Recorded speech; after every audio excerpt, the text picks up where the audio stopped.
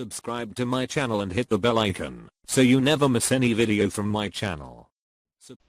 What I want to do in this video is really make some clarifications and go a little bit more in detail about the different layers of the Earth. So let me draw a cross section of the Earth over here, and I'll try to do it. I won't be able to do it perfectly to scale, but I'll try to do a little bit better job at giving you a little bit of a sense of how thick these layers are. So let's say that this is the crust up here, and I'm going to make the continental crust a little bit thicker. So let's say that that is continental crust, and this is continental crust. And then in between, let me put some oceanic crust, which is going to be thinner. So this right here is, actually, let me do it in a different color. Let me do the oceanic crust in blue. But this isn't water. This is rock. I'll do it in purple. That's even better. I don't want it to be that thick. So let me draw the oceanic crust is thinner than the continental crust, which I'm trying to depict right over here. So this right over here is oceanic crust. And up here is continental crust. Continental crust. And the thickness, or how deep you can go and still be in crust, it depends on where you are. And we know that near hot spots, the oceanic crust can actually thin out a good bit. But roughly, when we talk about the crust, we're talking about something that's 30 to 60 kilometers deep. So 30 to 60 kilometers deep. So if you are on a continent, which I'm assuming you are, and you dig for 20 kilometers, you will still be in the crust. 30 kilometers, probably still in the crust. If you dig for 70 kilometers or 100 kilometers, you will probably reach the mantle. And remember, what we're describing here when we talk about the crust, the mantle, and the core, we're talking about the chemical makeup. Let me make this clear. We're talking about the chemical makeup. The chemical makeup. The crust is fundamentally different than the mantle based on the molecules that it is made up of, based on its composition. So let's talk about the mantle now. So the mantle layer like this, and once again, this is not to scale because the crust we're talking about 30 to 60 kilometers. The mantle we're talking about on the order of about 2,900 or 3,000 kilometers thick. So this right here is the entire mantle. So that's the mantle. And this is 2,900 to 3,000 kilometers thick. So this isn't even 1/30th of that. So I would have to draw it even narrower than the way I've drawn it over here. And the mantle itself can be subdivided into the upper mantle and the lower mantle. So let me draw this division. Let me draw this division right over here. The upper mantle, and there's different ways to define the boundary, but you could. The upper mantle is roughly about 700 kilometers down. So these are huge distances. I mean, this is going straight down. So this is the upper mantle. Let me write it on the actual mantle here. This is the upper mantle, and this over here is the lower mantle. And just to be clear on things, so the crust is solid. Now, when you go into the upper mantle, the upper part of the upper mantle, and we'll talk about that a little bit more, is cool enough to be solid. So there is a solid portion. There is a solid portion of the upper mantle. So all of this up here is solid because it's cool enough. It hasn't reached the melting point of those rocks just yet. And we learned in previous videos that the combination of the solid part of the upper mantle and the crust combined, we call that the lithosphere. And when we talk about the lithosphere, we're not talking about the mechanical makeup. We're not talking about what's solid and what's not solid. So this is the lithosphere. This is the lithosphere. You go a little bit deeper, right below the lithosphere. Now the temperatures are high enough for, and I use the word liquid, but that's not exactly right. You can kind of think of it as kind of a deformable solid, or a plastic solid, or a magma. And that's the asthenosphere.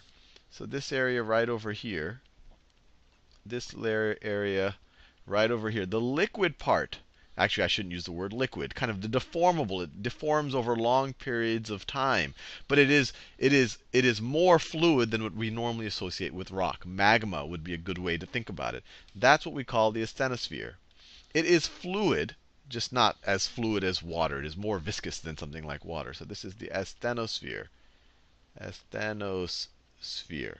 Now, the upper mantle is it's hot enough for the rock to melt and be fluid, and but the pressure is low enough for it to still be able to kind of move past itself, to have to be somewhat fluid. But then once you get even deeper into the lower mantle, you have higher pressure,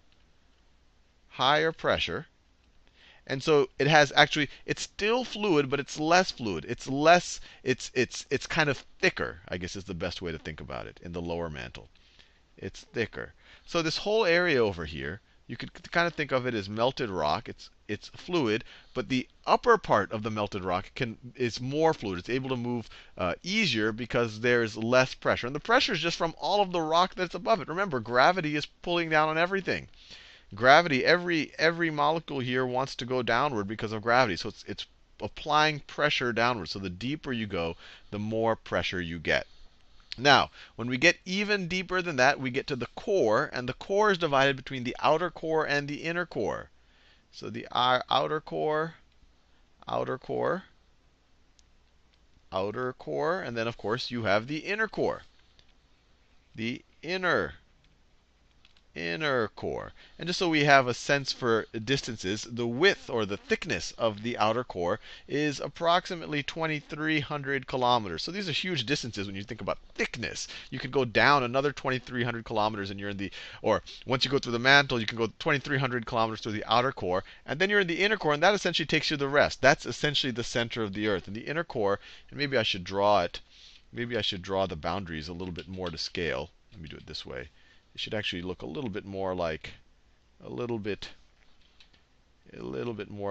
this, because the outer core is thicker than the inner core. So the outer core is, as I said, so let me rewrite it. Outer core is on the order, it's about 2,300 kilometers thick. And then you have your inner core. I shouldn't do it in blue, I should do it in a hot color. So the inner core right over here just kind of takes us to the center of the Earth, and that's a little over 1,000 kilometers thick. So this is the inner core.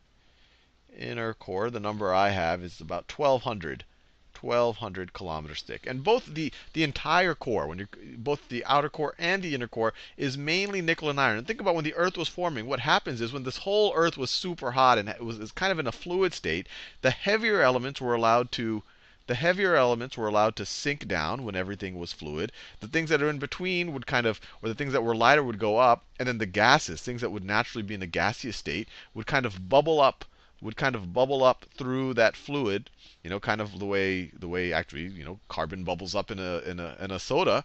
It would eventually bubble out of the fluid, and it would actually form the atmosphere. So that's why when you look at the composition of the Earth, you have the densest, the heaviest elements in the center, and then the lightest elements are forming the atmosphere. And the outer core and the inner core, they are made up predominantly of nickel and iron.